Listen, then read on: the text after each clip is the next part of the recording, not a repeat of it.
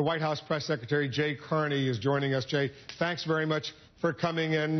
Let's go through some of the criticisms of Obamacare and give you a chance to respond. Here's what the president said in selling Obamacare back in 2009. First of all, if you've got health insurance, you like your doctor, you like your plan, you can keep your doctor, you can keep your plan. Nobody is talking about taking that away from you. All right, as you know, a lot of people are not going to be able to keep their doctor or their plan under this new system. What do you say to them? Well, Wolf, when you say a lot of people, that's simply not true. You have employer-provided health insurance. That health insurance will not change when Obamacare takes effect and the marketplace is open on January 1st. And the options that you have will not change unless your employer decides to change them. But that won't have anything to do with the marketplace. The marketplaces, Wolf, hold on. The marketplaces are in place to allow individuals who do not have insurance through their employer to purchase affordable health insurance for them and their families. And the affordable health insurance that they'll be able to purchase has not been available until the Affordable Care Act, because they've been priced out of the market. They've been blocked from getting insurance because they have a child who has a pre-existing condition. You have families of four now making $50,000 in states like North Carolina and Florida and Colorado and California who will have an array of options available to them to buy health insurance at extremely affordable prices and premiums that were never available before. All of that is true, but hold on a second, Jay. Not having insurance at all. All of that is true, but you know that there are companies like UPS or Home Depot and a lot of other countries now that are taking full-time employees, making them part-time employees, eliminating their health care benefits. They will have an opportunity to go to these health care exchanges and get new health insurance programs, but they won't be able to keep what they had, and they might not be able to keep the doctor they used to have. Wolf, first of all, employees are making a choice about whether or not to provide employers are making the choice about whether or not to provide their employees insurance. That has always been the case. And there has been a long-term trend in this country, as you know, that long predates the legislation called the Affordable Care Act, in which employers have been dropping people from their employer-provided insurance. That is a trend that long predates of the Affordable Care Act, and it was a trend driven by the incredible increases in health care costs. One. Two, the implementation of the employer mandate does not even take place for another year and a quarter. Okay, so if companies are saying they're making these changes now because of the Affordable Care Act, the Affordable Care Act does not even affect them now. So I would question that assertion. But that's what they're saying. That's what they're saying. They're saying they're moving people to 39 hours instead of 49 hours or 29 hours. Precisely because of Obamacare. That's what they're saying. Well, when you say they, again, there is zero data to back that up, okay? What we have seen is that in the jobs that have been created since we began climbing out of this recession, more than 90% of those jobs have been created are full-time, not part-time.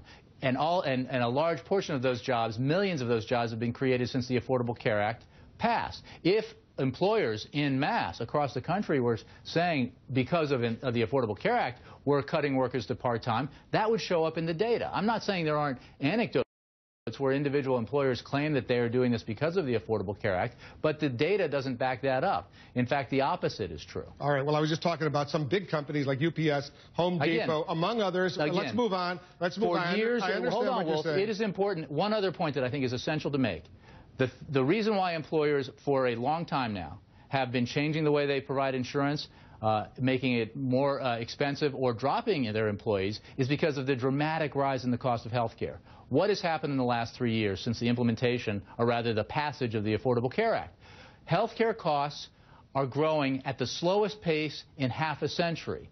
Slowest pace in half a century. So if you're a company that was making decisions 5 years ago based on what the projections were for the health care cost curve, you were looking at costs that far exceeded what you're looking at now, thanks to the Affordable Care Act. All right, let's talk about the other part of this story right now, the debt ceiling. The president once again affirmed today he is not going to negotiate with the Republicans when it comes to raising the debt ceiling. Listen to what he said.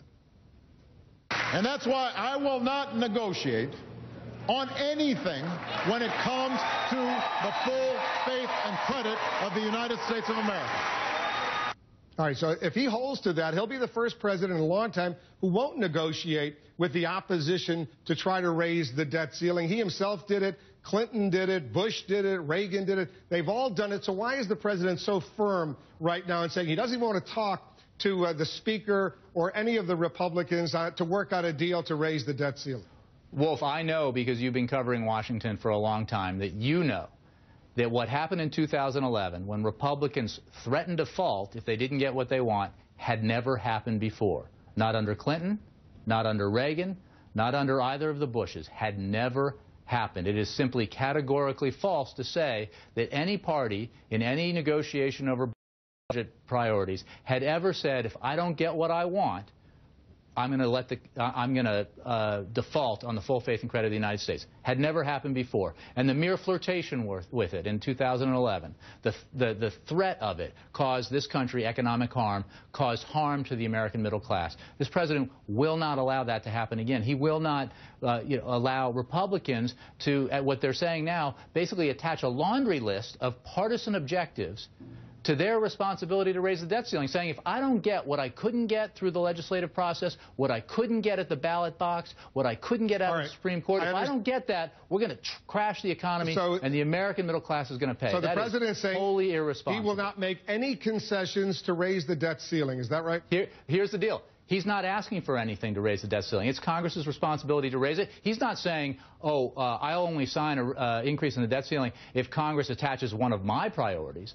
Only the Republicans are saying that they will threaten the full faith and credit of the United States if they don't get some partisan objective, some other item attached to the debt ceiling. We're not asking for anything. We're not asking for any legislative agenda item to be attached to raising the debt ceiling. We're just saying that we agree we should never default, we should never even contemplate default, and Congress ought to raise the debt ceiling. Only one party is asking something else. Very quickly, remind us why the president, as a senator, voted against raising the debt ceiling. The president voted against raising the debt ceiling as a senator to make a point about what he believed were wrong fiscal priorities of that administration. What then Senator Obama never did was say, I will vote to default if I don't get what I want.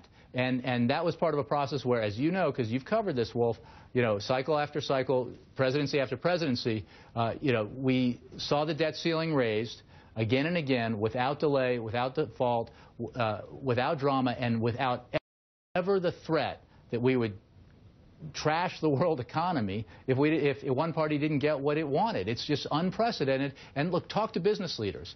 Talk to business leaders who generally agree often with Republicans and their priorities, and ask them if they think that this strategy is good for America and good for our economy and good for the middle class.